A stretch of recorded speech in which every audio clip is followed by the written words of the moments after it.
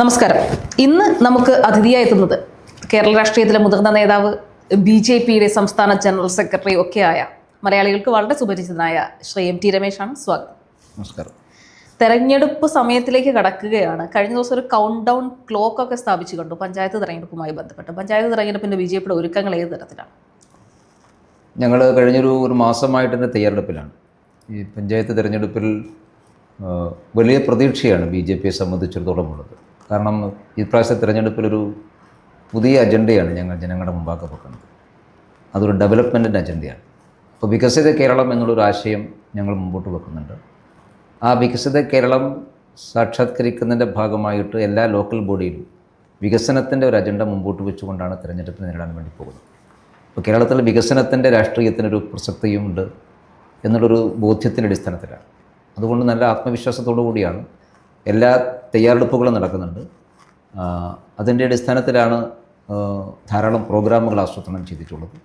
അപ്പോൾ നല്ല ആത്മവിശ്വാസം ഞങ്ങളെ സംബന്ധിച്ചിടത്തോളം ഉണ്ട്. തിരഞ്ഞെടുപ്പിൽ സാധാരണഗതിയിൽ ഒരു പ്രഡിക്ഷൻ നടത്താറുണ്ടല്ലോ. അതായത് ഞങ്ങൾ ഇത്ര കോർപ്പറേഷനുകൾ പിടിച്ചെടുക്കും, ഇത്ര മുനിസിപ്പാലിറ്റികൾ ഞങ്ങളുടെ കൈകളിലുണ്ടാവും, ഇത്ര പഞ്ചായത്തുകൾ, വാർഡുകൾ, അല്ലെങ്കിൽ ഇത്ര നിയമസഭാ സീറ്റുകൾ ഞങ്ങൾക്ക് ലഭിക്കുമെന്നൊക്കെ മുൻപുള്ള BJP അധ്യക്ഷന്മാരൊക്കെ വലിയ രീതിയിലുള്ള അവകാശവാദമൊക്കെ ഉന്നയിച്ച് കണ്ടിട്ടുണ്ട്. ഇക്കുറി ഈ പഞ്ചായത്ത് തെരഞ്ഞെടുപ്പിൻ്റെ കഥ എടുത്താൽ, പഞ്ചായത്ത് തെരഞ്ഞെടുപ്പിൽ നിങ്ങൾക്ക് ഉള്ള പ്രതീക്ഷകൾ എന്തൊക്കെയാണ്? ഒരു പ്രൊഡിക്ഷൻ നടത്താനൊന്നും ഞാൻ തയ്യാറാവുന്നില്ല. കാരണം തെരഞ്ഞെടുപ്പിൻ്റെ മുമ്പേ അത്തരം പ്രൊഡിക്ഷനിൽ പ്രസക്തിയില്ല. പക്ഷേ ഞങ്ങൾക്ക് എൻ്റെ കേരളത്തിൽ വലിയ മുന്നേറ്റം ഉണ്ടാക്കാൻ സാധിക്കും. കഴിഞ്ഞ പാർലമെൻറ്റ് തെരഞ്ഞെടുപ്പിൻ്റെ ഒരു കണക്ക് വെച്ചിട്ടാണെങ്കിൽ കേരളത്തിലെ 2 കോർപ്പറേഷനിൽ ഞങ്ങൾ 1ാം സ്ഥാനത്താണ്.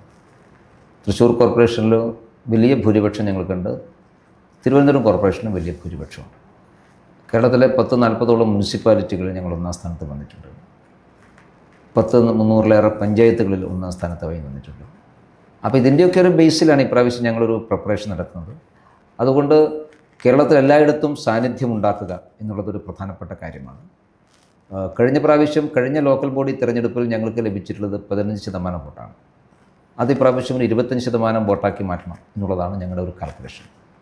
25% വോട്ട് കിട്ടിയാൽ കേരളത്തിൽ ഏറ്റവും കൂടുതൽ വോട്ട് കിട്ടുന്ന സിംഗിൾ ലാർജസ്റ്റ് പാർട്ടികളിലൊന്നായിട്ട് BJP മാറും. അപ്പോൾ അങ്ങനെ ഒരു കാൽക്കുലേഷനാണ് BJPക്കുള്ളത്. പുതിയ പ്രസിഡന്റ്, പ്രത്യേകിച്ചും മലയാളികൾക്ക് പുതുമുഖം എന്ന് പറയാൻ പറ്റില്ല എങ്കിൽ തന്നെയും സംസ്ഥാന രാഷ്ട്രീയത്തിൽ സംഘടനാ തലത്തിലൊന്നും അങ്ങനെ ആ തരത്തിൽ കണ്ടിട്ടില്ലാത്തൊരു മുഖമാണ് രാജീവ് ചന്ദ്രശേഖറിൻ്റേത്. രാജീവ് ചന്ദ്രശേഖർ വന്നതിന് ശേഷം നിലമ്പൂർ ഉപതെരഞ്ഞെടുപ്പ് നടന്നു. അത് കഴിഞ്ഞ് അദ്ദേഹം നേരിടാൻ പോകുന്ന, അല്ലെങ്കിൽ അദ്ദേഹത്തിനുള്ള ഒരു ലിറ്റ്മസ് ടെസ്റ്റ് കൂടി ആയിരിക്കും ഈ വരാൻ പോകുന്ന പഞ്ചായത്ത് തെരഞ്ഞെടുപ്പ്. ആ തരത്തിൽ രാജീവ് ചന്ദ്രശേഖർ എന്ന് പറയുന്ന ലീഡർക്കുള്ളൊരു വിലയിരുത്തലായിരിക്കും ഈ പഞ്ചായത്ത് തെരഞ്ഞെടുപ്പ്? അങ്ങനെയൊന്നുമില്ല. ഞങ്ങളൊരു തെരഞ്ഞെടുപ്പ് ഒരു പ്രസിഡന്റിനെ ലിറ്റ്മസ് ടെസ്റ്റായിട്ടൊന്നും കരുതുന്നില്ല. കാരണം ഒരു പ്രസിഡന്റ് ഒറ്റക്കല്ലല്ലോ ഒരു തെരഞ്ഞെടുപ്പിനെ നേരിടുക. പ്രസിഡന്റ് ഒരു ടീമിനെ നയിക്കുന്നേ. അപ്പോൾ സ്വാഭാവികമായിട്ടും വിജയവും പരാജയവും ടീമിൻ്റെ വിജയവും ടീമിൻ്റെ പരാജയവുമാണ്. ഇപ്പോൾ രാജീവ് ചന്ദ്രശേഖർ പ്രസിഡന്റ് ആയതിനു ശേഷം ഒരു പുതിയ ടീം വന്നിട്ടുണ്ട്. ആ ടീം ഒരുമിച്ചാണ് തിരഞ്ഞെടുപ്പിനെ നേരിടുക. പിന്നെ ഒരു ഗുണമുള്ളത്, രാജീവ് ചന്ദ്രശേഖർ ഒരു പ്രൊഫഷണലാണ്. അതുകൊണ്ട് പാർട്ടി പ്രവർത്തനത്തിലൊരു പ്രൊഫഷണൽ ടച്ച് വന്നിട്ടുണ്ട്. അത് കേരളം പോലെയുള്ളൊരു സംസ്ഥാനത്ത് തെരഞ്ഞെടുപ്പ് രാഷ്ട്രീയത്തിൽ ആ പ്രൊഫഷണൽ ടച്ച് ഞങ്ങൾക്ക് അഡ്വാൻറ്റേജ് ആകും എന്നുള്ളൊരു പ്രതീക്ഷയാണ് ഞങ്ങൾക്കുള്ളത്. പക്ഷേ രാജീവ് ചന്ദ്രശേഖർ വന്നതിന് ശേഷം രാജീവ് ചന്ദ്രശേഖറിൻ്റെ ചില പ്രസംഗങ്ങൾ ഒക്കെ തന്നെ വലിയ രീതിയിൽ ട്രോൾ ചെയ്യപ്പെട്ടിരുന്നു. അദ്ദേഹം പ്രോപ്പറായി മലയാളം സംസാരിക്കാൻ അറിയാത്ത ഒരാൾക്ക് കേരളത്തിൽ എന്ത് ചെയ്യാൻ കഴിയും എന്നൊരു ചോദ്യമില്ലേ? മലയാളം സംസാരിക്കാൻ അദ്ദേഹത്തിന് ബുദ്ധിമുട്ടൊന്നുമില്ല. അദ്ദേഹത്തിൻ്റെ മലയാളം നമ്മൾ പറയും പോലെയുള്ള മലയാളമായിരിക്കില്ല ഒരു പക്ഷേ. കാരണം അദ്ദേഹം അങ്ങനെ കേരളത്തിൽ സ്ഥിരമായി താമസിക്കുന്ന ഒരാളല്ലല്ലോ. പക്ഷേ ഭാഷയുടെ മാത്രമല്ല, അദ്ദേഹം കമ്മ്യൂണിക്കേറ്റ് ചെയ്യുന്ന ആശയമാണ് പ്രധാനം. അദ്ദേഹം വന്നതിന് ശേഷം ഞങ്ങൾ മുമ്പോട്ട് വെച്ചിട്ടുള്ള വികസനത്തെക്കുറിച്ചുള്ള കാഴ്ചപ്പാട്, കഴിഞ്ഞൊരു 60 വർഷക്കാലത്തെ 2 മുന്നണികളുടെയും ഭരണത്തിൻ്റെ കീഴിൽ കേരളം അനുഭവിക്കുന്ന പ്രയാസങ്ങളും ബുദ്ധിമുട്ടുകളും ഞങ്ങൾ അക്കമിട്ട് നിരത്തുന്നുണ്ട്. അതിൻ്റെ വസ്തുതകളെക്കുറിച്ചാണ് ജനങ്ങൾ ആലോചിക്കുക. അതെങ്ങനെ പറയുന്നു, അദ്ദേഹം മാത്രമല്ലല്ലോ പറയുക, ബാക്കി എല്ലാവരും പറയുമല്ലോ. അപ്പോൾ അതൊന്നും ഒരു തടസ്സമായിട്ട് ഞങ്ങൾക്ക് തോന്നുന്നില്ല. ഇപ്പോൾ അദ്ദേഹം പ്രസിഡൻ്റായിട്ട് 2-3 മാസമായിട്ടുള്ളൂ. ഈ 3 മാസം കൊണ്ട് കേരളത്തിലെ ജനങ്ങളുടെ മനസ്സിൽ അദ്ദേഹത്തിന് സ്ഥാനം ഉറപ്പിക്കാൻ വേണ്ടി സാധിച്ചിട്ടുണ്ടെന്നാണ് ഞങ്ങളുടെ വിശ്വാസം. പ്രത്യേകിച്ചും അദ്ദേഹം കൺവേ ചെയ്യുന്ന ആശയങ്ങൾ, അദ്ദേഹം വലിയ തോതിൽ പർവ്വതീകരിച്ച് പറയാറില്ല, ആലങ്കാരികമായ ഭാഷയില്ല. പക്ഷെ പറയേണ്ടത് വ്യക്തമായിട്ട് പറയുന്നുണ്ട്. ആ വ്യക്തമായി പറയുന്ന കാര്യം ജനങ്ങൾക്ക് ബോധ്യമാകുന്നുണ്ട്.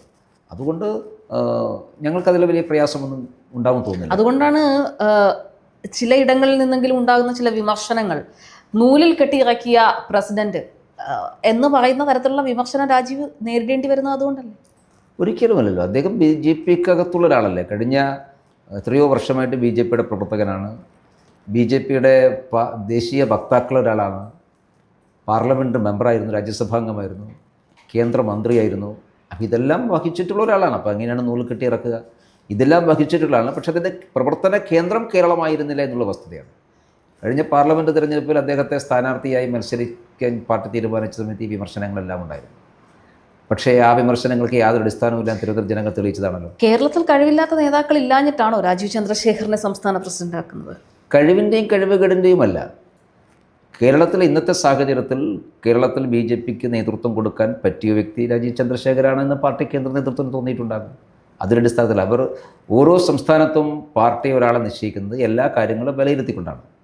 അപ്പോൾ രാജീവ് ചന്ദ്രശേഖരൻ്റെ സാന്നിധ്യം കേരളത്തിന് ഗുണകരമാകും. കാരണം കഴിഞ്ഞ തിരുവനന്തപുരത്തെ അദ്ദേഹത്തിൻ്റെ പെർഫോമൻസിൻ്റെ പശ്ചാത്തലത്തിൽ ചെറിയ വോട്ടിനാണ് ഞങ്ങൾക്ക് തിരുവനന്തപുരം നഷ്ടപ്പെട്ടു പോയത്.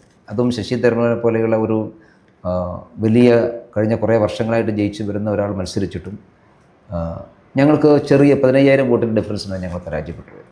അപ്പം അത് രാജീവ് ചന്ദ്രശേഖരനെ കേരളത്തിൽ ചില കാര്യങ്ങൾ ചെയ്യാൻ സാധിക്കുമെന്ന് കേന്ദ്ര നേതൃത്വത്തിന് ബോധ്യമായതുകൊണ്ട് അപ്പം അത് പാർട്ടി പ്രവർത്തനത്തിന് പ്രയോജനകരമാകും. അതുകൊണ്ട് ഞങ്ങൾക്ക് അങ്ങനെ ഒരു ഫീലിംഗ് ഒന്നുമില്ല. അദ്ദേഹം വളരെ ഡൗൺ ടു എർത്തായിട്ട് ഇടപഴകുന്ന ആളാണ്. വളരെ സിമ്പിളായിട്ട് എല്ലാ പ്രവർത്തകന്മാരോടും ഒരേപോലെ പെരുമാറുന്ന ആളാണ്. അപ്പോൾ പ്രവർത്തകന്മാർക്കൊന്നും അത്തരമൊരു ഫീലിംഗ് ഇതേവരെ വന്നിട്ടില്ല.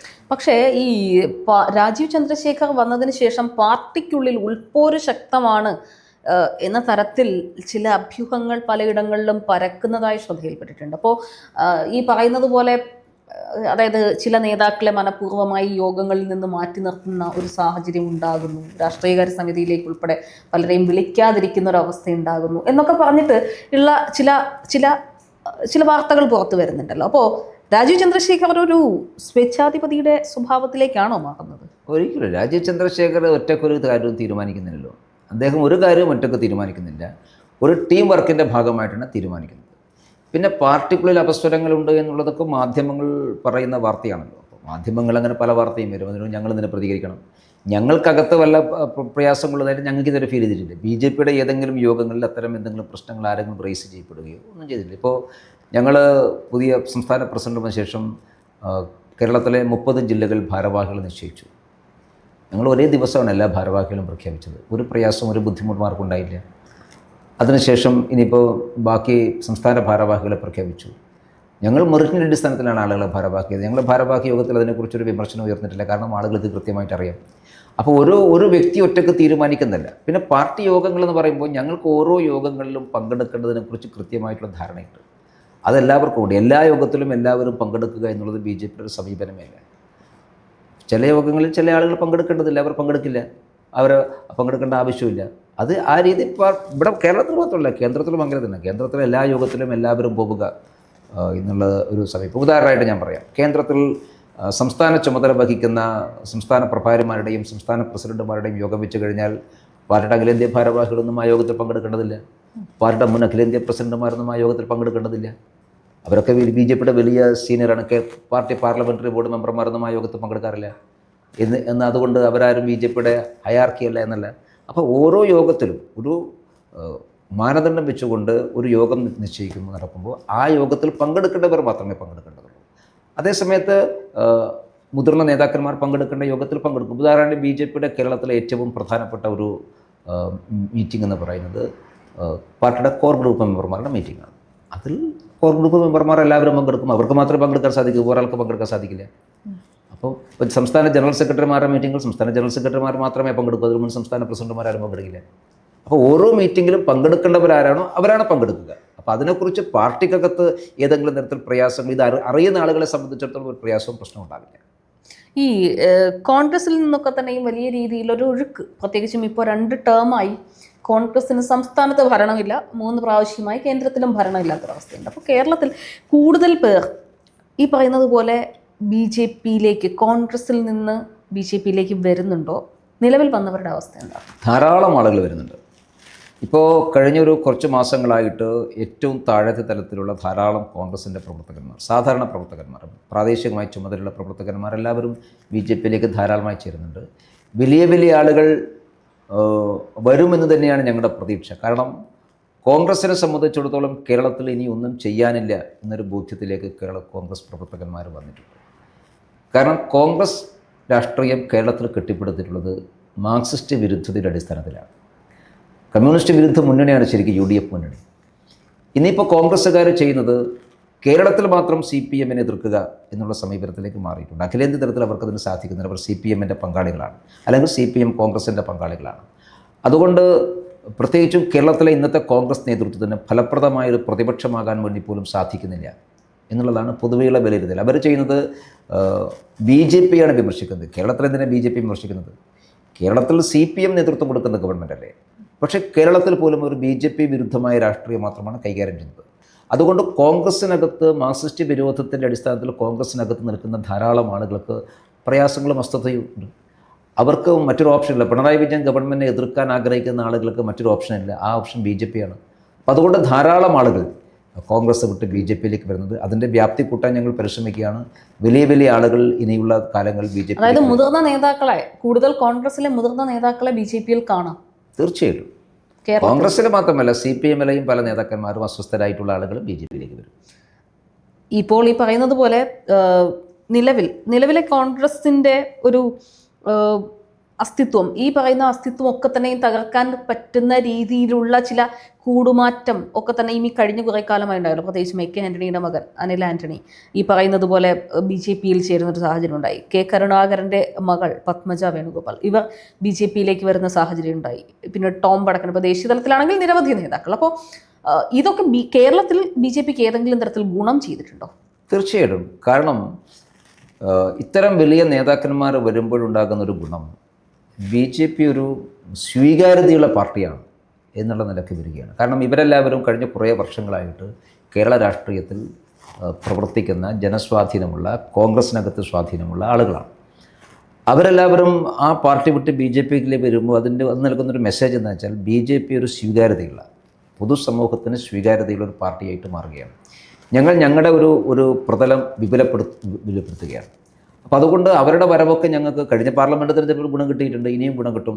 അത്തരം ആളുകൾ ഇനിയും BJP-യിലേക്ക് കൊണ്ടുവരാനാണ് ഞങ്ങൾ ശ്രമിക്കുന്നത്. കേരളത്തിൽ 10-40 വർഷം രാഷ്ട്രീയ പ്രവർത്തനം നടത്തി പരിചയസമ്പന്നരായിട്ടുള്ള മുഖങ്ങളെ BJP-യിലേക്ക് എത്തിക്കാനാണ് ഞങ്ങൾ പരിശ്രമിക്കുന്നത്. ആ പരിശ്രമം ഞങ്ങൾക്ക് വിജയിപ്പിക്കാൻ സാധിക്കുമെന്ന വിശ്വാസമുണ്ട്. പക്ഷേ നിങ്ങളുടെ ഒക്കെ തന്നെ പ്രത്യേകിച്ച് BJP-യിൽ കേരളത്തിൻ്റെ ഒരു മുഖമായി നിന്ന, ഒരു വക്താവായി നിന്ന ഒരു വ്യക്തി ഇതേപോലെ തന്നെ ഇപ്പോൾ BJP-യുടെ കൂടുമാറി നേരെ കോൺഗ്രസിലേക്ക് പോകുന്നൊരു സാഹചര്യം ഉണ്ടായിട്ടില്ലേ? അതുണ്ടാവും. അപ്പം അതിപ്പോൾ പാർട്ടിയിലെ ആളുകൾ BJP വിട്ട് ആരും പുറത്തു പോകില്ല എന്നൊന്നും ഞങ്ങൾ പറയുന്നില്ലല്ലോ. വ്യക്തിപരമായ താല്പര്യമുള്ളവർ പോകും. അതൊന്നും ഒരു രാഷ്ട്രീയ നിലപാടിൻ്റെ പേരില്ല. BJP വിട്ട ഒരാളെന്തിനാണ് കോൺഗ്രസ് ചേരുന്നത്? ഇത് തന്നെയല്ലേ കോൺഗ്രസ് വിട്ട ഒരാളെന്തിനാണ് BJP ചേരുന്നത് എന്നുള്ള ചോദ്യവും. കാരണം കോൺഗ്രസിന് ഭാവിയില്ല എന്ന് ബോധ്യമുള്ളത് കൊണ്ടാണ്. BJP-ക്ക് ഭാവിയില്ല എന്ന ബോധ്യത്തിൻ്റെ അടിസ്ഥാനത്തിൽ ആരും കോൺഗ്രസ് ചേരും. കോൺഗ്രസിന് എന്ത് ഭാവിയുള്ളത്? അപ്പോൾ വ്യക്തിപരമായ അജണ്ടയുടെ പുറത്താണ്. വ്യക്തിപരമായ അജണ്ടയുടെ പുറത്ത് ആളുകൾ പോകുന്നത് ഇപ്പോൾ നമുക്ക് തടയാനൊന്നും സാധിക്കില്ല. അവർ BJP-ക്ക് അകത്ത് നിന്നിട്ട് പ്രത്യേകിച്ച് കാര്യമൊന്നുമില്ല. പാർട്ടിക്കകത്ത് നിൽക്കുന്ന സമയത്ത് രാഷ്ട്രീയ നിലപാടുകളും നമ്മുടെ ആശയത്തോടുള്ള പ്രതിബദ്ധതയുമാണ് ഏറ്റവും പ്രധാനം. BJP ഒരു ആൾക്കൂട്ടമല്ലല്ലോ. BJP ഒരു ഐഡിയോളജിയുടെ അടിസ്ഥാനത്തിൽ പ്രവർത്തിക്കുന്ന പാർട്ടിയാണ്. അപ്പോൾ ആ പാർട്ടിയിൽ പ്രവർത്തിക്കുന്ന ഒരാളെ സംബന്ധിച്ചിടത്തോളം ഏതെങ്കിലും തരത്തിൽ വ്യക്തിപരമായിട്ടുള്ള തിരിച്ചടി ഉണ്ടായെങ്കിൽ, അല്ലെങ്കിൽ വ്യക്തിപരമായിട്ടുള്ള എന്തെങ്കിലും പ്രയാസങ്ങളുണ്ടെങ്കിൽ പോലും പാർട്ടി പ്രവർത്തനം മതിയാക്കുക എന്നല്ലാതെ പാർട്ടി വിട്ടു പോകാൻ സാധാരണ സാധിക്കില്ല. അതുകൊണ്ട് നിങ്ങൾ ശ്രദ്ധിച്ചാൽ BJP വിട്ടു പോകുന്ന ആളുകളുടെ എണ്ണം വളരെ വളരെ കുറവാണ്. BJP വിട്ട് ഒരാൾക്ക് പോകാൻ സാധിക്കില്ല. ഒരു പക്ഷേ അയാൾ സജീവ രാഷ്ട്രീയത്തോട് വിട പറഞ്ഞേക്കാം, പക്ഷേ പാർട്ടി വിട്ടു പോകുന്നില്ല. പാർട്ടി വിട്ടു പോകുന്നത് വ്യക്തിപരമായ താല്പര്യത്തിൻ്റെ പുറത്താണ്. അങ്ങനെ വിട്ടുപോയിട്ടുള്ളവരാരും രക്ഷപ്പെട്ടതായിട്ട് നമ്മുടെ മുന്നിൽ അനുഭവമൊന്നുമില്ല. ഇപ്പോൾ പോകുന്ന ആളുകളുടെ സ്ഥിതി എന്താകുമെന്ന് കാത്തിരുന്ന് കാണാം. ഇപ്പോൾ നിയമസഭാ തെരഞ്ഞെടുപ്പ് വരാനിരിക്കുകയാണല്ലോ. ഇതുവരെ കേരളത്തിൽ നിങ്ങൾ നേരത്തെ പറഞ്ഞു വികസിത കേരളം എന്നുള്ളതാണ്, അല്ലെങ്കിൽ വികസനത്തിനാണ് കേരളത്തിൽ സാധ്യതയുള്ളത്. ഒരു MLA ഉണ്ടായിരുന്നു BJP-ക്ക് ഇതിനു മുൻപ്, ഇപ്പോൾ ഒരു MP ഉണ്ട്. ഈ പറയുന്നത് പോലെ കഴിഞ്ഞ ലോക്സഭാ തെരഞ്ഞെടുപ്പ് കഴിഞ്ഞതിന് ശേഷം ഇപ്പോൾ ഏതാണ്ട് ഒരു വർഷക്കാലത്തോളമായി MP, ഈ പ്രസ്തുത MP എന്ത് വികസനമാണ് അദ്ദേഹത്തിൻ്റെ മണ്ഡലത്തിൽ ചെയ്തിരിക്കുന്നത്? തൃശ്ശൂരിലെ ജനങ്ങൾക്ക് അത് ബോധ്യമുണ്ട്. കാരണം തൃശ്ശൂരിലെ ജനങ്ങൾക്ക് വേണ്ടി ഏറ്റവും കൂടുതൽ കഴിഞ്ഞ കുറേ കാലമായിട്ട് കോൾഡ് സ്റ്റോറേജിൽ വെച്ചിരിക്കുന്ന പല പദ്ധതികളും പൊടിതട്ടി പുറത്തെടുത്തുകൊണ്ട് പ്രാവർത്തികമാക്കുന്നയാൾ സുരേഷ് ഗോപിയാണ്. ഇപ്പോൾ തൃശ്ശൂർ ശക്തൻ സ്റ്റാൻഡിൻ്റെ വികസനം എത്രയോ കാലമായിട്ടുള്ള ജനങ്ങളുടെ ആഗ്രഹമാണ്. അതിപ്പോൾ നടപ്പിലാക്കിക്കൊണ്ടിരിക്കുന്നത് സുരേഷ് ഗോപി അദ്ദേഹത്തിൻ്റെ മന്ത്രിയാകുന്നതിന് മുമ്പ് അദ്ദേഹം FB ഫണ്ടിൽ നിന്ന് ഫണ്ട് കൊടുത്തിട്ടാണ് അത് നടപ്പിലാക്കുന്നത്. ആ മേയർ തന്നെ പരസ്യമായിട്ട് ഇത് സംബന്ധിച്ചുള്ള കാര്യമാണ്. സംസ്ഥാന ഗവൺമെൻറ് മുമ്പാകെ കുറേ പ്രൊജക്റ്റുകൾ സുരേഷ് ഗോപി വെച്ചിട്ടുണ്ട് തൃശ്ശൂരിൻ്റെ വികസനത്തെ സംബന്ധിച്ച്. അത് സംസ്ഥാന സർക്കാരിൻ്റെ കൂടെ സഹായം വേണം. കേന്ദ്ര പദ്ധതികളാണ്, പക്ഷേ അതിൻ്റെ സ്ഥലം ഏറ്റെടുപ്പ് ഇതൊക്കെ സംസ്ഥാന ഗവൺമെൻറ് ചെയ്യേണ്ടതാണ്. അപ്പോൾ സുരേഷ് ഗോപി ഒരു ഐഡിയ മുമ്പോട്ട് വെക്കുന്നു. ആ ഐഡിയക്കനുസരിച്ച് സംസ്ഥാന ഗവൺമെൻറ് കൂടി സഹകരിച്ചാൽ തൃശ്ശൂരിൽ വലിയ മാറ്റങ്ങൾ കൊണ്ടുവരാൻ വേണ്ടി സാധിക്കും. കാരണം അദ്ദേഹത്തിൻ്റെ വകുപ്പിൽ ടൂറിസം വകുപ്പിൽ ടൂറിസം മന്ത്രിയുമായി സഹകരിച്ചുകൊണ്ട് ചില പ്രൊജക്റ്റുകൾ അദ്ദേഹം മുമ്പോട്ട് വെച്ചിട്ടുണ്ട്. അതിനൊന്നും സംസ്ഥാന സർക്കാരിൻ്റെ ഗ്രീൻ സിഗ്നൽ കിട്ടിയിട്ടില്ല. പെട്രോളിയം മന്ത്രാലയത്തിൻ്റെ ചില പദ്ധതികൾ അദ്ദേഹം മുമ്പോട്ട് വെച്ചിട്ടുണ്ട്. അതും സംസ്ഥാന സർക്കാർ അതിനോടൊന്നും യേസ് പറഞ്ഞിട്ടില്ല. അപ്പോൾ സംസ്ഥാന സർക്കാർ കൂടി സഹകരിച്ചാൽ സുരേഷ് ഗോപി ഒരുപാട് പദ്ധതികൾ മുമ്പോട്ട് വെക്കുന്നു. അതിന് സംസ്ഥാന സർക്കാരിന് കൂടെ സഹായമുണ്ടായാൽ വലിയ മാറ്റം കൊണ്ടുവരാൻ വേണ്ടി സാധിക്കും. പിന്നെ അദ്ദേഹത്തിൻ്റെ ഫണ്ട് MB ഫണ്ട് എന്നുള്ളത് മുഴുവൻ ചെലവഴിക്കപ്പെട്ടിട്ടുള്ള തൃശ്ശൂരിൻ്റെ വികസനത്തിന് വേണ്ടി. ഒരു രാഷ്ട്രീയം അദ്ദേഹം അതിൽ കണ്ടിട്ടില്ല. തീരദേശത്തായാലും തൃശ്ശൂർ നഗരത്തിലായാലും ആ മണ്ഡലത്തിൻ്റെ വികസനത്തിന് വേണ്ടിയാണ്, അവിടുത്തെ ജനങ്ങളുടെ താല്പര്യത്തിന് വേണ്ടിയാണ്. അത് തൃശ്ശൂരിലെ ജനങ്ങൾക്ക് നല്ല ബോധ്യമുള്ളത് കൊണ്ടാണല്ലോ അദ്ദേഹത്തിന് ഇത്രയും ജനപ്രിയത ഉണ്ടാകുന്നത്. അതുകൊണ്ട് ആ അർത്ഥത്തിൽ BJPക്ക് ഒരു അവസരം കിട്ടുമ്പോൾ ആ അവസരം പ്രയോജനപ്പെടുത്താൻ സാധിക്കുമെന്നുള്ളൊരു വിശ്വാസം ജനങ്ങൾക്കുണ്ട്. അത് നേമത്തും ഉണ്ടായിരുന്നു. നേമത്ത് രാജേട്ടൻ തോറ്റത് അത് മറ്റു ചില തോൽപ്പിക്കാൻ വേണ്ടിയിട്ടുള്ള പരിശ്രമം ഉണ്ടായതുകൊണ്ടാണ്. രാജഗോപാൽ മാറി കുമ്മനം മത്സരിച്ച സമയത്ത് BJPയെ തോൽപ്പിക്കാനുള്ള ഒരു ആസൂത്രിതമായ പരിശ്രമം ഉണ്ടായി. രാജേട്ടൻ്റെ 5 വർഷത്തെ കാലത്തെ രാജേട്ടൻ്റെ പെർഫോമൻസുമായി ബന്ധപ്പെട്ട് നോക്കുമ്പോൾ നിയമമണ്ഡലത്തിൽ മുമ്പ് പ്രതിനിധീകരിച്ച ഒരാളും ചെയ്യാത്ത വികസനം രാജേട്ടൻ ചെയ്തിട്ടുണ്ട്. ആ മണ്ഡലത്തിലെ പൊതുവായുള്ള വികസനം. പക്ഷെ അതിൻ്റെ പേരിലൊന്നുമല്ലല്ലോ BJP തോറ്റുള്ളത്. ഞങ്ങൾ ഭരിക്കുന്ന പഞ്ചായത്തുകൾ നോക്കിയാൽ മതി. നിങ്ങളിപ്പോൾ ഭരിക്കുന്ന പഞ്ചായത്തുകളും ഈ ഭരിച്ചിട്ടുള്ള നിയമസഭാ മണ്ഡലവും ഇപ്പോൾ ഭരിച്ചുകൊണ്ടിരിക്കുന്ന ലോക്സഭാ മണ്ഡലവും കേരളത്തിലെ ജനങ്ങൾക്ക് മുന്നിൽ വച്ചുകൊണ്ട് നിങ്ങൾക്ക് നിയമസഭാ തെരഞ്ഞെടുപ്പിനെ നേരിടാനുള്ള ധൈര്യമുണ്ടോ? തീർച്ചയായും. ഞങ്ങളിപ്പോൾ ലോക്കൽ ബോഡി തെരഞ്ഞെടുപ്പിൽ മത്സരിക്കുന്നത് ഞങ്ങൾ ഭരിക്കുന്ന പഞ്ചായത്തിൻ്റെ വികസനവും ഞങ്ങൾ ഭരിക്കുന്ന മുനിസിപ്പാലിറ്റി വികസനം മുമ്പോട്ട് വെച്ചാണ്. പാലക്കാട് മുനിസിപ്പാലിറ്റി കേരളത്തിലെ ഏത് മുനിസിപ്പാലിറ്റിയെ നോക്കിക്കഴിഞ്ഞാലും വികസനത്തിൻ്റെ കാര്യത്തിൽ ഒന്നാമതാണ്. സംസ്ഥാന സർക്കാർ തന്നെ 2 പ്രധാനപ്പെട്ട അവാർഡുകൾ ഇപ്പോൾ പാലക്കാട് മുനിസിപ്പാലിറ്റിക്ക് കൊടുത്തിട്ടുണ്ട്. ഒരു വക നിർവാഹം ഉണ്ടെങ്കിൽ LDF ഗവൺമെൻറ് BJP ഭരിക്കുന്ന ഒരു മുനിസിപ്പാലിറ്റിക്ക് അവാർഡ് കൊടുക്കുമോ? നിർവാഹമില്ലാത്തതുകൊണ്ടാണ്.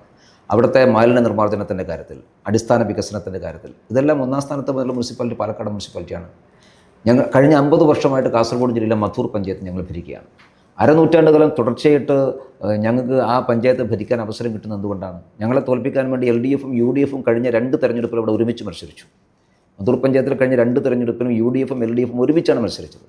എന്നിട്ട് ഞങ്ങൾ അതിനെ അതിജീവിച്ചുകൊണ്ട് അവിടെ ഞങ്ങൾ നടത്തുന്ന വികസന പ്രവർത്തനത്തിൻ്റെ ഭാഗമാണ്. അപ്പം ഞങ്ങൾ കേരളത്തിൽ ഭരിക്കുന്ന പഞ്ചായത്തിൻ്റെ വികസനം, ഞങ്ങൾ ഭരിക്കുന്ന പഞ്ചായത്തുകളുടെ കഴിഞ്ഞ 5 വർഷക്കാലത്തെ ഞങ്ങളുടെ നേട്ടങ്ങൾ ഉയർത്തിപ്പിടിച്ചുകൊണ്ടുള്ള ഞങ്ങളുടെ ഒരു വികസന രേഖ ഞങ്ങൾ ജനങ്ങളുടെ മുമ്പാകെ അവതരിപ്പിക്കുന്നുണ്ട്.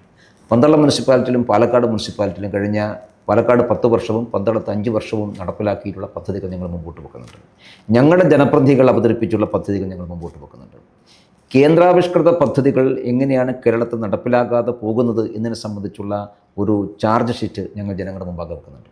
അപ്പോൾ ഒരേ സന്ദർഭത്തിൽ ഒരു വികസന രേഖയും ചാർജ് ഷീറ്റും ജനങ്ങളുടെ മുമ്പാകെ വെച്ചുകൊണ്ടാണ് ഞങ്ങൾ തിരഞ്ഞെടുപ്പിന് നേരിടാൻ വേണ്ടി പോകുന്നത്.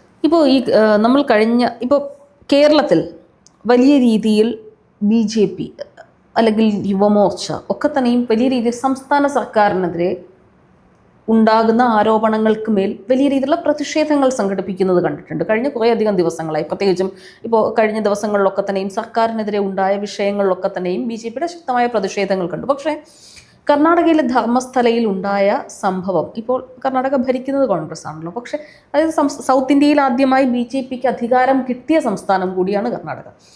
ആ കർണാടകയിൽ ഇങ്ങനെ ഒരു വിഷയം ഉണ്ടായിട്ട് എന്തുകൊണ്ടാണ് അതിലൊരു പ്രോപ്പർ മാനറിൽ ഈ പറയുന്നത് പോലെ സോ കോൾഡ് BJP ലീഡേഴ്സിൻ്റെ ഒരു പ്രതികരണം ഉണ്ടാകും? അവിടെ പ്രതികരണം ഉണ്ടല്ലോ. കർണാടകത്തിൽ പ്രതികരണം കേരളത്തിലല്ലല്ലോ നടത്തുന്നത്. അത് CPM-നും കോൺഗ്രസിൻ്റെയും ഏർപ്പാടാണല്ലോ. വടക്കേന്ത്യൻ സംസ്ഥാനങ്ങളിൽ എന്തെങ്കിലും സംഭവം ഉണ്ടായാൽ അത് കേരളത്തിൽ പ്രതികരിക്കുന്നത്, അത് അവിടെ പ്രതികരണമുണ്ട്. പക്ഷേ എന്തുകൊണ്ടാണ് അത് കേരളത്തിൽ ചർച്ച ചെയ്യാത്തതെന്ന് ഞങ്ങൾ നിങ്ങളോട് ചോദിക്കുന്നത്. ഈ സംഭവം BJP ഭരിക്കുന്ന ഒരു സംസ്ഥാനത്താണെങ്കിൽ എന്തായിരിക്കുമായിരുന്നു ഇവിടുത്തെ പ്രതികരണങ്ങൾ? കോൺഗ്രസ് ഭരിക്കുന്ന സംസ്ഥാനത്തല്ലേ? കോൺഗ്രസ് ഭരിക്കുന്ന സംസ്ഥാനത്ത് ഇതുപോലൊരു സംഭവം ഉണ്ടായിട്ട് എന്തുകൊണ്ടാണ് കേരളത്തിലെ മീഡിയ അതെടുക്കുന്നില്ലല്ലോ? ഇവിടെ ചർച്ച ഞാൻ കഴിഞ്ഞൊരു ദിവസം ഒരു ചാനൽ ചർച്ച കണ്ടു. അതിൻ്റെ ടെക്നിക്കൽ കാര്യങ്ങളാണ് അവർ ചർച്ച ചെയ്യുന്നത്. അതിൻ്റെ രാഷ്ട്രീയം ചർച്ച ചെയ്ത് എപ്പോഴും അങ്ങനെയാണെങ്കിൽ തന്നെ ഈ കേരള സ്റ്റോറീസ് എന്ന് പറയുന്ന ഒരു സിനിമ അത് കേരളത്തിൽ നിന്ന് ദേ മുഴുവൻ സ്ത്രീകളെയും മുഴുവൻ ഹിന്ദു പെൺകുട്ടികളെയും ദേ മുസ്ലിംസ് ആക്കി കൺവേർട്ട് ചെയ്യുന്നേ എന്നൊക്കെ പറഞ്ഞ് നിലവിളിച്ചൊരു സിനിമയാണ് കേരള സ്റ്റോറീസ് എന്ന് പറയുന്നത്. അത് ദേശീയ തലത്തിൽ പ്രൊമോട്ട് ചെയ്യുന്നത് ആരാണ്? ഈ രാജ്യത്തിന്റെ പ്രധാനമന്ത്രി ഉൾപ്പെടെയുള്ള ആളുകൾ പ്രൊമോട്ട് ചെയ്തൊരു സിനിമയാണത്. അവിടെയാണ് ഈ ധർമ്മസ്ഥലയെക്കുറിച്ച് ഇവരൊക്കെ സൈലന്റ് ആവുന്നത്. ധർമ്മസ്ഥലയിൽ എന്തിനാ സൈലന്റ്? ആര് സൈലന്റ് ആവുന്നു? ഞങ്ങൾ സൈലന്റ് ആവുന്നില്ലല്ലോ. ഞങ്ങൾ ധർമ്മസ്ഥലയെക്കുറിച്ച് അവിടെ ജുഡീഷ്യൽ അന്വേഷണം ആവശ്യപ്പെടുന്നുണ്ട്. ഞങ്ങൾ കർണാടക സമരത്തിലാണ്. ഞങ്ങൾ സൈലന്റ് ആയിട്ടില്ലല്ലോ. സൈലന്റ് ആവുന്നത് രാജ്യം ഭരിക്കുന്ന കർണാടക ഭരിക്കുന്ന കോൺഗ്രസ് പാർട്ടിയാണ്. കോൺഗ്രസിൻ്റെ ദേശീയ നേതൃത്വം എന്തുകൊണ്ടാണ് ഇത് സൈലന്റ് ആവുന്നത്? അവർ പ്രതികരിക്കേണ്ടത്. ഞങ്ങളല്ലല്ലോ സൈലന്റ് ആയിട്ടുള്ളത്. ഞങ്ങൾ ഞങ്ങളുടെ നിലപാട് പറഞ്ഞിട്ടുണ്ട്. പിന്നെ ഈ ഒരു സിനിമയുടെ ഒരു പേരിൻ്റെ അടിസ്ഥാനത്തിലല്ലല്ലോ സിനിമ വിലയിരുത്തപ്പെടേണ്ടത്. അത് ആ കാലഘട്ടത്തിൽ ബോധപൂർവ്വം ഉണ്ടാക്കിയെടുത്തൊരു ഒരു വിവാദമാണ്. ആ വിവാദത്തിൽ വലിയ പ്രസക്തി ഒന്നുമില്ല എന്നെല്ലാവർക്കും ബോധ്യമായിട്ടുണ്ട്. കേരള സ്റ്റോറി എന്നുള്ളത് ഒരു കഥയാണ്. അതിൽ ചില സംഭവങ്ങളുണ്ട്. അതിൽ ആ സംഭവങ്ങൾ കേരളത്തിൽ നടന്നിട്ടുള്ള സംഭവങ്ങളാണ്. അതിൻ്റെ അപ്പുറത്തേക്ക് കേരളം മുഴുവൻ ഇതാണ് എന്നൊന്നും പറയുന്നില്ല. ഇല്ല, ആ സിനിമയെ പ്രത്യേകിച്ചും ഇപ്പോൾ മറ്റൊരു, അതായത് എനിക്ക് വ്യക്തിപരമായി തന്നെ അനുഭവമുള്ളതാണ്. എൻ്റെ അയൽക്കാരിയായ ഒരു പെൺകുട്ടിയെ സംബന്ധിച്ചിടത്തോളം കേരളത്തെക്കുറിച്ചൊരു ഫിയർ ഉണ്ടാക്കിയെടുക്കാൻ ആ സിനിമയ്ക്ക് കഴിഞ്ഞിട്ടുണ്ട്. കേരളത്തിന് ഇങ്ങനെ ഒരു സാമൂഹിക പശ്ചാത്തലമാണ് ഉള്ളത്. അത് പ്രത്യേകിച്ച് എല്ലാ കാലഘട്ടത്തിലും കല എന്ന് പറയുന്ന സംഭവം അത് ഒരു സമൂഹത്തോട് ചെയ്തുകൊണ്ടിരുന്നത് അങ്ങനെ തന്നെയാണ്. അതിപ്പോൾ ഒരു സമയത്ത് നാടകങ്ങളാണെങ്കിൽ പിന്നീട് അത് സിനിമകളായി, ഇപ്പോൾ അത് വെബ് സീരീസായി, അത് ഇനിയിപ്പോൾ കുറച്ചുകൂടി കഴിയുമ്പോൾ അത് മൈക്രോ ഡ്രാമാസ് എന്ന് പറയുന്നൊരു സംഭവത്തിലേക്ക് പോകും. അപ്പോൾ ഇതിൻ്റെ സാധ്യതകൾ എല്ലായ്പ്പോഴും കലാകാരന്മാർ ഉപയോഗിച്ചിട്ടുമുണ്ട്. ഇതേ രീതിയിൽ തന്നെയാണ് കേരള സ്റ്റോറീസും ഉപയോഗിച്ചത്. കേരള സ്റ്റോറീസ് കേരളത്തിൽ നടന്ന ഒരു 2-3 വിഷയത്തെ എടുത്ത് അതിനെ അത്രയും എക്സാഗറേറ്റ് ചെയ്താണ് അവതരിപ്പിച്ചത് എന്നുള്ളത് വസ്തുതയല്ലേ? നടന്ന സംഭവങ്ങളുണ്ടല്ലോ അതിൽ. ഉണ്ട്, നടന്ന സംഭവങ്ങളെ കേരളം എന്ന് പറഞ്ഞാൽ അങ്ങനെ അത് മാത്രമാണ് എന്ന് ആരും എവിടെയും പറയുന്നുണ്ടല്ലോ. അങ്ങനെ ചില സംഭവങ്ങളും കേരളത്തിലുണ്ട്. നമ്മളൊരു സിനിമ കിട്ടായിരുന്നു. ഞാൻ ചോദിക്കട്ടെ, ബോംബെ എന്ന് പറയുന്ന സിനിമ ഉണ്ട്. ബോംബെ എന്ന് പറയുന്ന സിനിമ ഒരു വർഗീയ കലാപത്തിൻ്റെ പശ്ചാത്തലത്തിലാണ്. അതിൻ്റെ അർത്ഥം ബോംബെ മഹാരാഷ്ട്ര മുഴുവൻ വർഗീയ കലാപമാണെന്നാണ്? അല്ല, ഇതിൻ്റെ കാലഘട്ടം കൂടി ഉണ്ടല്ലോ. കാലഘട്ടത്തിലാണ് ഞാൻ ചോദിക്കുന്നത്. ഒരു സിനിമക്കൊരു പേരിടുന്നു. ആ സിനിമയിൽ എന്താണ് കണ്ടന്റ്? നമുക്ക് ഉൾക്കൊള്ളാനുള്ളതാണ്, തള്ളാനുള്ളതുണ്ടാവും. അതിന് വിമർശിക്കുന്നതിന് കുഴപ്പമില്ല. കാരണം ഒരു സിനിമയുടെ കണ്ടന്റിനെ കുറിച്ച് വിമർശിക്കാം, അഭിപ്രായ വ്യത്യാസം ഉണ്ടാക്കാം. പക്ഷെ അതിന് അവതരിപ്പിക്കാൻ പാടില്ല എന്നൊക്കെ പറഞ്ഞുകൊണ്ടുള്ള പ്രശ്നം അത് കഴിഞ്ഞല്ലോ, അവതരിപ്പിച്ചല്ലോ. എന്തെങ്കിലും കുഴപ്പം കേരളത്തിലുണ്ടായോ? ഒന്നും ഉണ്ടായിട്ടില്ലല്ലോ. അത് കുറേ തിയേറ്ററുകൾ അന്ന് അവതരിപ്പിക്കാൻ പറ്റില്ല എന്ന് പറഞ്ഞു. അതേ തിയേറ്ററുകൾ അവതരിപ്പിച്ചു. കുറച്ച് ദിവസം കേരളത്തിൽ ഓടി, കുറച്ച് ദിവസം കേരളത്തിന് വെളിയിൽ ഓടി. അതൊരു സിനിമയായിട്ട് തന്നെ പോയി. അതിൽ ചില സംഭവങ്ങളുണ്ട്. ആ സംഭവങ്ങളെക്കുറിച്ച് ജാഗ്രതയുള്ളവർ ഉണ്ടാക്കാം, അത്രയേ ഉള്ളൂ. കാരണം അതൊന്നും ഇല്ലാത്ത കാര്യങ്ങളൊന്നുമല്ല. ചില കാര്യങ്ങളൊക്കെ വസ്തുതകളുണ്ട്. കേരളത്തിൽ ഇങ്ങനെ ചില കാര്യങ്ങൾ കൂടി നടക്കുന്നുണ്ട് എന്ന് ആളുകളെ ബോധ്യപ്പെടുത്താൻ. കേരളത്തെ പർപ്പസ്ഫുള്ളി ദേശീയ തലത്തിൽ അപകീർത്തിപ്പെടുത്താനുള്ള ശ്രമം BJPയുടെ ഭാഗത്തു നിന്നുണ്ടായിട്ടില്ലേ? പ്രത്യേകിച്ചും ഈ രാഹുൽ ഗാന്ധിയുടെ ഒരു പ്രചരണം വയനാട്ടിൽ നടക്കുന്ന സമയത്ത് അവിടെ മുസ്ലിം ലീഗിന്റെ പതാകകളെ അത് പാകിസ്ഥാൻ കൊടികളാണ് എന്ന് പറഞ്ഞിട്ട് ദേശീയ തലത്തിൽ വലിയ രീതിയിലുള്ള ക്യാമ്പയിൻ നടക്കുന്നത്, ട്വിറ്റർ ഹാൻഡിൽ നടക്കുന്നത്, അത് സംഘ അനുകൂലികളാണ് ചെയ്യുന്നത്. ഇവിടെ പാലക്കാട് ഒരു ആന ചെരിക്കുന്ന സമയത്ത് മനേകാ ഗാന്ധി എന്ന് പറയുന്ന MP അത് പാർലമെന്റിൽ ഉന്നയിക്കുന്നത് മറ്റൊരു തലത്തിലാണ്. അപ്പോൾ ഇതൊക്കെ കേരളത്തെ ദേശീയ തലത്തിൽ അപകീർത്തിപ്പെടുത്തുന്നതിന്റെ ബോധപൂർവമുള്ള ശ്രമങ്ങളല്ലേ? അതൊക്കെ ഓരോ ആളുടെ കാഴ്ചപ്പാടിന്റെ അടിസ്ഥാനത്തിലാണ്. BJP ഒരിക്കലും ഒഫീഷ്യലായിട്ട് അങ്ങനെയൊന്നും പറഞ്ഞിട്ടില്ല. ഇപ്പോൾ രാഹുൽ ഗാന്ധിയുടെ പ്രശ്നം വേറെയാണ്. രാഹുൽ ഗാന്ധി മുസ്ലിം ലീഗിൻ്റെ പതാക ഉപയോഗിക്കുമ്പോൾ ഞങ്ങളത് ദേശീയ തലത്തിൽ പ്രചരണ വിഷയമാക്കും. അതിലെന്താ തെറ്റ്? കാരണം കോൺഗ്രസ് എന്താ വേറെ എവിടെയും മുസ്ലിം ലീഗിൻ്റെ ദേശീയ തലത്തിൽ എന്താ കോൺഗ്രസ് കൂട്ടാത്തത്? മുസ്ലിം ലീഗ് എന്ന് പറയുന്ന പാർട്ടി എന്തുകൊണ്ടാണ് ദേശീയ തലത്തിൽ ഒരു മുന്നണി ഉണ്ടാക്കി INDA മുന്നണിയുടെ ഒരു സമ്മേളനം നടക്കുമ്പോൾ ലീഗിൻ്റെ പതാക എന്താ വെക്കാത്തത്? വയനാട്ടിൽ രാഹുൽ ഗാന്ധിക്ക് ലീഗിൻ്റെ പതാക പിടിക്കാമെങ്കിൽ എന്തുകൊണ്ടാണ് ഡൽഹിയിൽ പിടിച്ചെടുത്തത്? എന്തുകൊണ്ടാണ് മഹാരാഷ്ട്രയിൽ പിടിക്കാത്തത്? കാരണം ലീഗിൻ്റെ പതാക എന്ന് പറയുന്നത് ഇപ്പോഴും പാകിസ്ഥാൻ്റെ പതാകയാണ്. നമ്മൾ സമ്മതിച്ചാലും ലീഗിന്റെ പതാകയും തമ്മിൽ ഡിഫറൻസ് ഉണ്ട്, നല്ല സാമ്യമുണ്ടല്ലോ. ആളുകൾ കാണുന്ന സമയത്ത് പാകിസ്ഥാന്റെ പച്ച പതാകയും ചന്ദ്രിക അടയാളമുള്ള പാകിസ്ഥാന്റെ പച്ച പതാകയും ഇന്ത്യയുടെ കളേഴ്സ് ഉള്ള പതാകകൾ ലോകത്ത് വേറെയുണ്ട്, വേറെ രാജ്യങ്ങൾക്കും ഉണ്ട്. അതേ സിമിലർ ആണെന്ന് പറഞ്ഞിട്ട് ആ രാജ്യത്തിന്റെ പതാകയും ഈ രാജ്യത്തിന്റെ പതാകയും ഒന്നാണെന്നല്ലോ. അങ്ങനെയല്ല. അവിഭക്ത മുസ്ലിം ലീഗിന്റെ പതാകയായിരുന്നു ഇത്. ആ പതാക, അവിഭക്ത മുസ്ലിം ലീഗിന്റെ പതാക പാകിസ്ഥാൻ പിറവിയെടുത്തോ പാകിസ്ഥാന്റെ ഒഫീഷ്യൽ പതാകയായി മാറി. ആ പതാക ഈ രാജ്യത്ത് എവിടെയും ഉപയോഗിക്കുന്നില്ല. രാജ്യത്ത് എല്ലാവരും ആ പതാക കാണുമ്പോൾ ആൾക്കാർക്ക് വിഭജനത്തിൻ്റെ ദുരന്തം അനുഭവിച്ചിട്ടുള്ള ആളുകൾക്ക് ആ പതാക കാണുമ്പോൾ അതാണ് ഓർമ്മ വരിക. അതുകൊണ്ടാണല്ലോ കോൺഗ്രസ് ഉപയോഗിക്കാത്തത്. ഞങ്ങളൊരു രാഷ്ട്രീയം പറഞ്ഞു. ആ രാഷ്ട്രീയത്തെ രാഷ്ട്രീയമായിട്ട് നേരിട്ട് കൊണ്ട് കോൺഗ്രസ് എന്താ ചെയ്യേണ്ടത്? കോൺഗ്രസ് ഒരു വെല്ലുവിളി ഏറ്റെടുത്തുകൊണ്ട് മുസ്ലിം ലീഗിൻ്റെ പതാക രാജ്യം മുഴുവൻ ഞങ്ങളുടെ മുന്നണിയുടെ ഭാഗമാണ് എന്ന് പറഞ്ഞുകൊണ്ട് അവർ പ്രചരിപ്പിക്കണം. അതിലേ ചെയ്യേണ്ടത്. അതിനെന്താ കോൺഗ്രസ്? പക്ഷേ ഇപ്പോൾ താങ്കൾ പറഞ്ഞു BJP ബോധപൂർവമായി അല്ലെങ്കിൽ BJPയുടെ നേതാക്കൾ ബോധപൂർവമായി കേരളത്തെ അപകീർത്തിപ്പെടുത്താനുള്ള ഒരു ശ്രമവും നടത്തുന്നില്ല എന്ന് പറയുമ്പോൾ യോഗി ആദിത്യനാഥ് കഴിഞ്ഞ നിയമസഭാ തെരഞ്ഞെടുപ്പിന് തൊട്ട് മുൻപ് ഒന്നാം ഘട്ട തെരഞ്ഞെടുപ്പ് നടക്കുന്നതിന് തൊട്ട് മുൻപായി ജനങ്ങളെ അഭിസംബോധന ചെയ്ത് പറഞ്ഞത് ഈ പറയുന്നത് പോലെ ഉത്തർപ്രദേശ് കേരളം പോലെ ആകരുതെങ്കിൽ നിങ്ങൾ BJPക്ക് വോട്ട് ചെയ്യണം എന്നാണ്. എന്താ കേരളത്തിന് കുഴപ്പം? കേരളത്തിൽ ചില കുഴപ്പങ്ങളുണ്ട്. ഞങ്ങളുടെ രാഷ്ട്രീയ നിലപാടാണ്. കേരളത്തിൽ പീഡന രാഷ്ട്രീയമുണ്ട്, കേരളത്തിൽ തീവ്രവാദ സംഘടനകൾ പ്രവർത്തനമുണ്ട്. അതൊക്കെ ഞങ്ങൾ പരസ്യമായി പറയുന്നതല്ലേ. BJPക്ക് കേരളത്തിലെ പ്രവർത്തകന്മാരും അഖിലേന്ത്യാ പ്രവർത്തകന്മാരും ഒരേപോലെ പറയുന്നതാണ് കേരളത്തെ മറ്റൊരു കാശ്മീരാക്കി മാറ്റും എന്ന് മുദ്രാവാക്യം വിളിച്ചത് ഞങ്ങളാണോ? അല്ലല്ലോ. അപ്പോൾ കേരളത്തിൽ അങ്ങനെ വിഷയങ്ങളുണ്ട്. ഞങ്ങളുടെ നിലപാടാണ് അത്. ഞങ്ങൾ കേരളത്തിലും പറയുന്നു, ഉത്തർപ്രദേശിലും പറയുന്നു. അതാണ് പറഞ്ഞത്. കേരളത്തെ ഈ തരത്തിൽ ഇകഴ്ത്താനുള്ള ശ്രമങ്ങൾ നടക്കുന്നുണ്ടല്ലോ. കേരളത്തിലെ രാഷ്ട്രീയ സംഭവങ്ങൾ ഉണ്ടാകുമ്പോൾ അതെങ്ങനെ കേരളത്തെ ഇകഴ്ത്തുന്നത്? കേരളത്തിലെ ചില രാഷ്ട്രീയ സംഭവങ്ങൾ ഞങ്ങൾക്ക് ചില നിലപാടുകളുണ്ട് കേരളത്തിലെ കാര്യത്തെക്കുറിച്ച്. കേരളത്തിലെ അത് കേരളത്തിലെ ജനങ്ങളെക്കുറിച്ചല്ലല്ലോ, കേരളത്തിലെ രാഷ്ട്രീയ നേതൃത്വത്തെക്കുറിച്ച്, കേരളത്തിലെ ഭരണ നേതൃത്വത്തെക്കുറിച്ച്, അവരുടെ ശൈലിയെക്കുറിച്ച് ഞങ്ങൾക്ക് ചില നിലപാടുകളുണ്ട്. ആ നിലപാടുകൾ ഞങ്ങൾ എവിടെയും പറയും. രാഷ്ട്രീയമായി വിമർശനങ്ങൾ ഉന്നയിക്കുക, അത് എല്ലാ കാലത്തും അത് ഉത്തരവാദിത്തപ്പെട്ട പ്രതിപക്ഷ പാർട്ടികൾ ചെയ്തിട്ടുള്ള കാര്യമാണ്. പക്ഷെ അതിനുവേണ്ടി ഒരു സംസ്ഥാനത്തെ ജനങ്ങളെ മുഴുവൻ തന്നെ ഈ പറയുന്ന ഡിസ്ക്രെഡിറ്റ് ചെയ്യേണ്ട കാര്യമുണ്ടോ എന്നുള്ളത്. കേരളത്തെ ഗുജറാത്താക്കാൻ ഞങ്ങൾ സമ്മതിക്കില്ല എന്ന് CPM പറഞ്ഞാൽ അത് ഗുജറാത്തിനെ ഇകഴ്ത്തി പറയുകയാണെന്ന് ഞങ്ങൾ എവിടെയും പറഞ്ഞിട്ടില്ലല്ലോ. ഗുജറാത്തിലുണ്ടായ വർഗീയ കലാപത്തിന്റെ അടിസ്ഥാനത്തിലാണ്, അതൊരു കോണ്ടെക്സ്റ്റിന്റെ ബേസിൽ നമ്മൾ പറയുമല്ലോ സ്വാഭാവികമായിട്ടും. ആ കോണ്ടെക്സ്റ്റ് തന്നെയാണ് ഇവിടെ തീവ്രവാദ രാഷ്ട്രീയ ശക്തികൾ മുമ്പിൽ അടിയറ പറയുന്നൊരു ഭരണമാണ് കേരളത്തിലുള്ളതെന്നാണ് ഞങ്ങളുടെ നിലപാട്. കോൺഗ്രസ് ജയിച്ചു കഴിഞ്ഞാൽ, സമാജ്വാദി പാർട്ടിയും കോൺഗ്രസും ജയിച്ചു കഴിഞ്ഞാൽ അതേപോലെ മുസ്ലിം മതമൗലികവാദ ശക്തികൾക്ക് മുമ്പിൽ മുട്ടുമടക്കുന്ന ഒരു ഗവൺമെൻറ് ആയിരിക്കും UPയിലും ഉണ്ടാവുക എന്നുള്ള ഞങ്ങളുടെ നിലപാടാണ്. കേരളത്തിൽ മാത്രമേ ഇപ്പോൾ അവർ ഭരിക്കുന്നുള്ളൂ. കേരളത്തിലാണ് ഇതൊക്കെ ഉള്ളത്. അതുകൊണ്ട് കേരളത്തിൽ ഇത് നടക്കുന്ന കാര്യങ്ങൾ നാളെ UPയിൽ ആവർത്തിക്കാതിരിക്കാനും വേണ്ടി നിങ്ങൾ ഞങ്ങൾക്ക് വോട്ട് ചെയ്യണം എന്ന് പറയുമ്പോൾ അത് കേരളത്തിൽ എന്ത് നടക്കുന്നു എന്നാണ്. കേരളത്തിൽ ഈ പറയുന്നത് പോലെ വിദ്യാഭ്യാസത്തിൻ്റെ കാര്യത്തിൽ ഏറ്റവും നന്നായി നടക്കുന്ന ആരോഗ്യ കാര്യങ്ങളിലൊക്കെ തന്നെയും കേരളം വളരെ മുന്നിൽ നിൽക്കുന്നത്, അത് നിങ്ങളുടെ കേന്ദ്ര സർക്കാർ തന്നെ സംബന്ധിച്ച് അഭിനന്ദിച്ചിട്ടുള്ളതാണ് വെരി റീസെൻ്റ്ലി ഒക്കെ തന്നെയും. അപ്പോൾ അങ്ങനെയുള്ള ഒരു സംസ്ഥാനത്തെക്കുറിച്ച് എന്താണ് ഈ പറയുന്നത് പോലെ ഇത് എല്ലായിടത്തും ഉണ്ടാവില്ല. ഈ പറയുന്നതിൽ ഒന്നോ രണ്ടോ വിഷയങ്ങളെ മുൻനിർത്തി ഒരു സംസ്ഥാനത്തെ മുഴുവൻ കുഴപ്പമാണെന്ന് പറയേണ്ട കാര്യം എന്താണ്? സംസ്ഥാനത്തെ മുഴുവൻ കുഴപ്പമൊന്നുമില്ല. സംസ്ഥാനത്തെ ഭരണ നേതൃത്വം ചെയ്യുന്ന കാര്യങ്ങളെക്കുറിച്ചാണ് പറയുന്നത്. കേരളത്തിൽ ഇങ്ങനെ ചില എലിമെൻസ് ഉണ്ട്. ഞാൻ ചോദിക്കട്ടെ, ലോകത്ത് എവിടെ ഭീകരവാദ പ്രവർത്തനം നടന്നാലും അതെങ്ങനെ മലയാളികൾ അതിലേക്ക് പ്രതികളാകുന്നത്? അത് കേരളം ആലോചിക്കേണ്ടതല്ലേ. ഏറ്റവും ഒടുവിൽ ശ്രീലങ്കയിലെ സംഭവത്തിൽ മലയാളികൾ പ്രതികളാണല്ലോ. അപ്പോൾ എന്തുകൊണ്ടാണ് അവർക്ക് ഇവിടെ സഹായകരമായ സാഹചര്യം ഉണ്ടാകുന്നത്? ഏത് കേസെടുത്താലും അതിൽ ഏതെങ്കിലും ഒരു മലയാളി സാന്നിധ്യം ഉണ്ടാകുന്ന നമുക്ക് വളരെ പോസിറ്റീവായിട്ടുള്ള കാര്യങ്ങളിലും മലയാളി സാന്നിധ്യം എല്ലായിടത്തും ഉണ്ടാവും. പോസിറ്റീവായ കാര്യങ്ങളും പറയുന്നുണ്ടല്ലോ. ഞങ്ങളൊരു രാഷ്ട്രീയം പറയുമ്പോൾ, തെരഞ്ഞെടുപ്പ് രാഷ്ട്രീയത്തിൽ കോൺഗ്രസിനെയും CPM ഉൾപ്പെടുന്ന പാർട്ടികളെ വിമർശിക്കാൻ പറയുമ്പോൾ അവർ ഭരിക്കുന്ന സംസ്ഥാനങ്ങളെയാണ് പറയുക. അതിൻ്റെ അർത്ഥം കേരളത്തിലെ എല്ലാ മലയാളികളും അങ്ങനെയാണെന്ന് പറഞ്ഞിട്ടില്ലല്ലോ. കേരളത്തിൽ കൈകാര്യം ചെയ്യുന്ന രാഷ്ട്രീയ നിലപാടുകളെക്കുറിച്ചാണ് പറയുന്നത്. അതുകൊണ്ടാണ് ഞാൻ നേരത്തെ ചോദ്യം ചോദിച്ചത്. ഇപ്പോൾ ഒരു കലാപം ഗുജറാത്തിൽ മാത്രമല്ലല്ലോ, മറ്റേ പല സംസ്ഥാനങ്ങളും നടന്നിട്ടുണ്ടല്ലോ. ഒരു കലാപത്തിൻ്റെ പശ്ചാത്തലത്തിൽ അത് രാഷ്ട്രീയമായി ചർച്ച ചെയ്യപ്പെടുമ്പോൾ ഞങ്ങൾ കേരളത്തെ ഗുജറാത്താക്കാൻ സമ്മതിക്കുന്നില്ല എന്ന് ഒരു കോൺഗ്രസും CPM കേരളത്തിൽ എത്രയോ പ്രചരിപ്പിച്ചിട്ടുണ്ട്. ഞങ്ങളാരും അത് ഗുജറാത്തിനെ അപമാനിക്കാനെന്ന് പറഞ്ഞിട്ടല്ലോ. അതവരുടെ രാഷ്ട്രീയമാണ് പറയുന്നത്.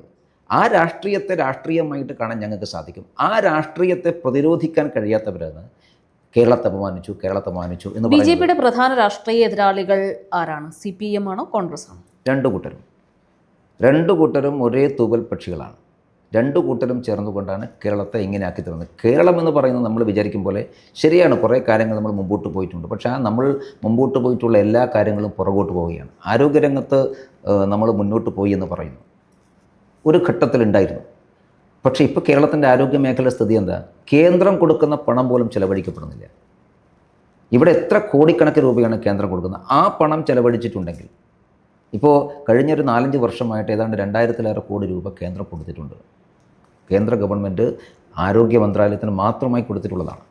എന്നിട്ട് അത് ചെലവഴിച്ചിരുന്നെങ്കിൽ ഇപ്പോഴത്തെ ഈ മരുന്നില്ലാത്ത, ഡോക്ടർമാരില്ലാത്ത, കെട്ടിടമില്ലാത്ത ഈ പ്രശ്നങ്ങളൊന്നും ഉണ്ടാവില്ല, പരിഹരിക്കാൻ സാധിക്കുമായിരുന്നു.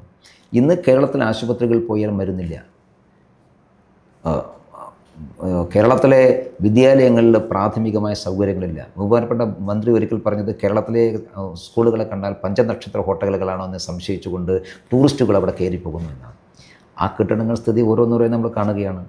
എന്തുകൊണ്ട് സാർവത്രിക വിദ്യാഭ്യാസം കേരളത്തിൽ ഉണ്ടായിട്ടുണ്ട്. സാർവത്രിക വിദ്യാഭ്യാസം അനുസരിച്ച് വിദ്യാഭ്യാസത്തിൻ്റെ നിലവാരം കേരളത്തിൽ കൂടിയിട്ടുണ്ടോ? ഇല്ലല്ലോ. ഉണ്ടെങ്കിൽ കേരള സർവകലാശാലയിലും കാലിക്കറ്റ് സർവകലാശാലയും MG സർവകലാശാലയും എന്തുകൊണ്ടാണ് സീറ്റുകൾ ഒഴിഞ്ഞു കിടക്കുന്നത്?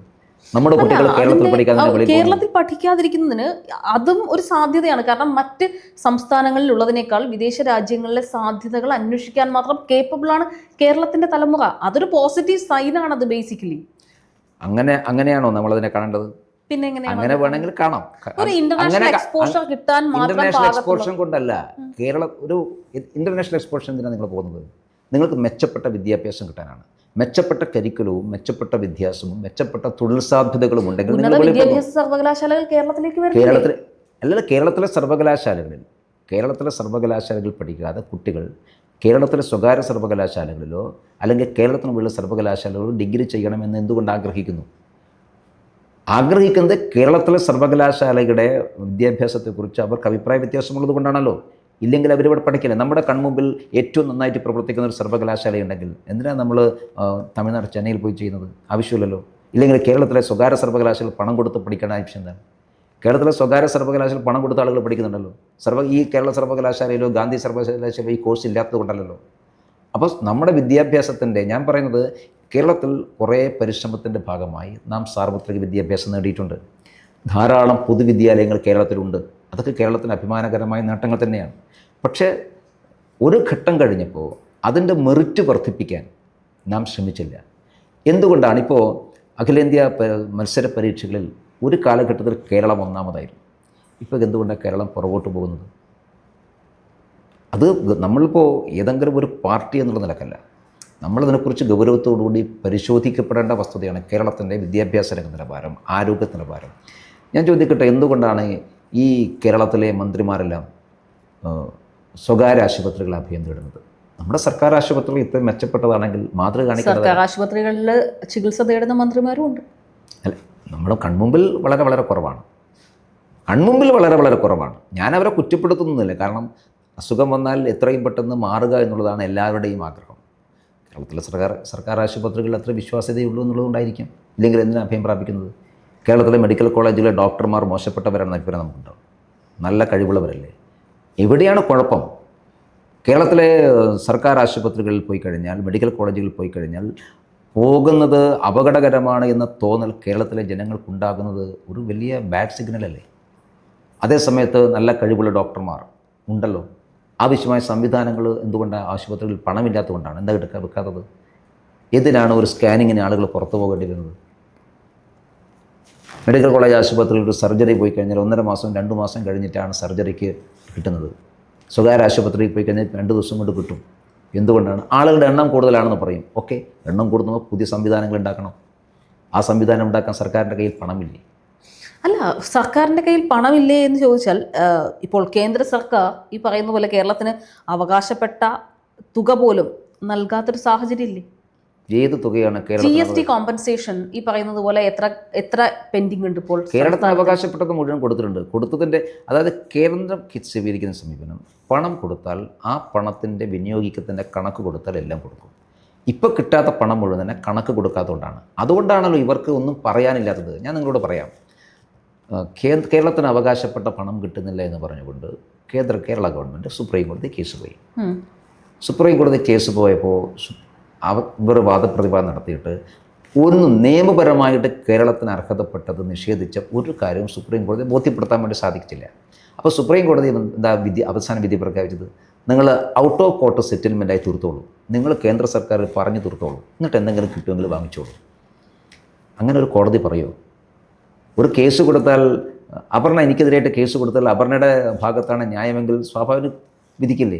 നിങ്ങളുടെ ഭാഗത്ത് ന്യായമില്ല എന്നുള്ളത് കൊണ്ടല്ലോ നിങ്ങൾ കോടതിക്ക് പുറത്ത് അയാളോട് സംസാരിച്ച് തീർത്തോളൂ, മധ്യസ്ഥത പറഞ്ഞോളൂ എന്ന് പറയുന്നത്. അപ്പോൾ കേരളത്തിന് അങ്ങനെ നിയമപരമായിട്ട് അർഹതപ്പെട്ട എല്ലാം കൊടുത്തിട്ടുണ്ട്. ധനകാര്യമന്ത്രിയെ കണ്ടു, മുഖ്യമന്ത്രിയും ധനകാര്യമന്ത്രിയും കൂടി. ഈ പറയുന്ന കാര്യങ്ങളൊന്നും അവിടെ പറയാൻ സാധിച്ചില്ലല്ലോ. കാരണം പറഞ്ഞു കഴിഞ്ഞാൽ നമ്മുടെ കയ്യിൽ റെക്കോർഡുകൾ കേന്ദ്ര സർക്കാർ മുമ്പോട്ട് പോകുന്ന റെക്കോർഡാണ്. കേരളത്തിൽ നൽകിയിട്ടുണ്ട്. തിരിച്ചിങ്ങോട്ട് ഒരു കണക്കും തരുന്നില്ല. അപ്പോൾ വിനിയോഗിക്കപ്പെട്ടതിൻ്റെ കണക്ക് കൂടി കിട്ടിയാൽ മാത്രമേ പണം കൊടുക്കുകയുള്ളൂ എന്നുള്ളത് ഒരു നരേന്ദ്രമോദി ഗവൺമെൻറ്റിൻ്റെ ഒരു പോളിസിയാണ്. അത് കേരളത്തിന് മാത്രമല്ല എല്ലാ സംസ്ഥാനങ്ങൾക്കുമുള്ള പോളിസിയാണ്.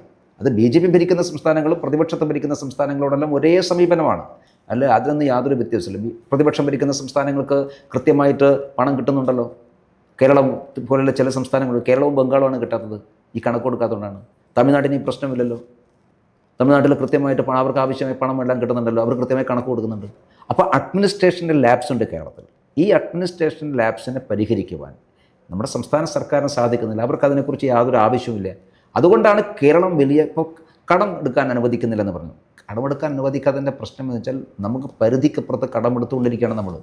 അപ്പോൾ ഗവൺമെൻറ്, രാജ്യം ഭരിക്കുന്ന ഗവൺമെൻറ് അങ്ങനെ ഒരു സംസ്ഥാനത്തിന് അനിയന്ത്രിതമായി കടമെടുക്കാൻ അനുവദിക്കാൻ വേണ്ടി സാധിക്കില്ല.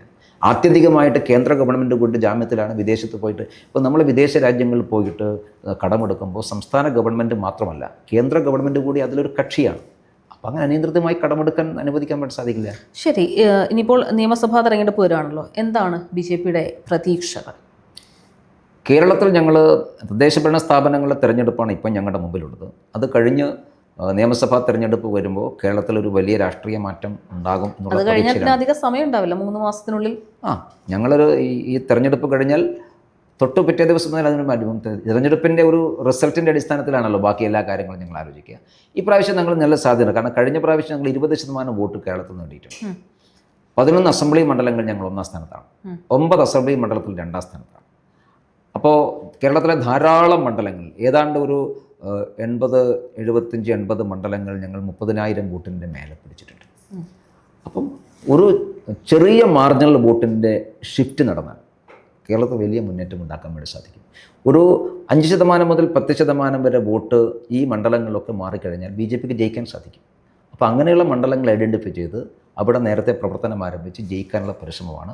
2026 എല്ലാവരും പ്രതീക്ഷിക്കാത്ത അപ്രതീക്ഷിതമായൊരു മുന്നേറ്റം കേരളത്തിൽ BJP ഉണ്ടാക്കുന്നത്. BJP അധികാരത്തിലെത്തും എന്നുള്ള അവകാശവാദമൊന്നുമില്ലല്ലോ അല്ലേ?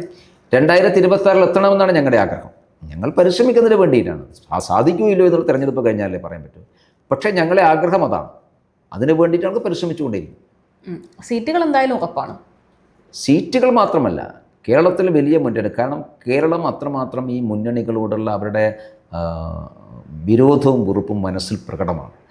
അത് പുറത്തേക്ക് പ്രകടിപ്പിക്കാൻ ഒരു സാധ്യതയില്ലാത്തതുകൊണ്ടാണ് ഈ BJP ഒരു വിന്നബിലിറ്റിയുള്ള പാർട്ടിയാണെന്ന് ജനങ്ങൾക്ക് തോന്നി തുടങ്ങിയത്. ആ ആളുകളെല്ലാവരും BJPക്ക് വോട്ട് ചെയ്യും. ഇപ്പം BJPക്ക് വോട്ട് ചെയ്യുന്നത് കൊണ്ട് പ്രയോജനമില്ല എന്ന് കരുതി BJPക്ക് വോട്ട് ചെയ്യാത്തവരുണ്ട്. പക്ഷേ BJP ജയിക്കുമെന്നുള്ള ഘട്ടം വരുമ്പോൾ ആ വോട്ടെല്ലാം ഞങ്ങൾക്ക് കിട്ടുന്ന വോട്ടുകളാണ്. 2 മുന്നണികളുടെ വിരോധമുണ്ട്. ഞങ്ങൾ ലോക്കൽ ബോഡി തെരഞ്ഞെടുപ്പിൽ പ്രൂവ് ചെയ്യാൻ വേണ്ടി പോകുന്നത് BJP കേരളത്തിൽ വിന്നബിലിറ്റിയുള്ള പാർട്ടിയാണ് എന്നുള്ളതാണ്. അപ്പോൾ കൂടുതൽ മുനിസിപ്പാലിറ്റികളും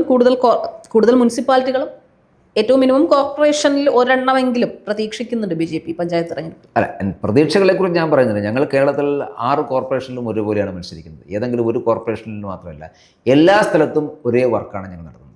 ഏതെങ്കിലും ഒരു സ്ഥലത്ത് വർക്ക് കൂടുതൽ അങ്ങനെയൊന്നുമില്ല. ഞങ്ങൾ കഴിഞ്ഞ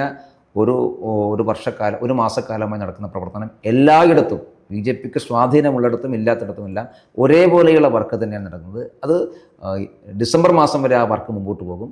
റിസൾട്ട് എങ്ങനെയൊക്കെ ഉണ്ടാകും എന്നുള്ളത് നമുക്ക് നോക്കാം. അതിനനുസരിച്ചാണ് അടുത്ത പ്ലാനിങ്. വളരെ നന്ദി. എല്ലാവിധ ആശംസകളും Shri MT Ramesh. Thank you.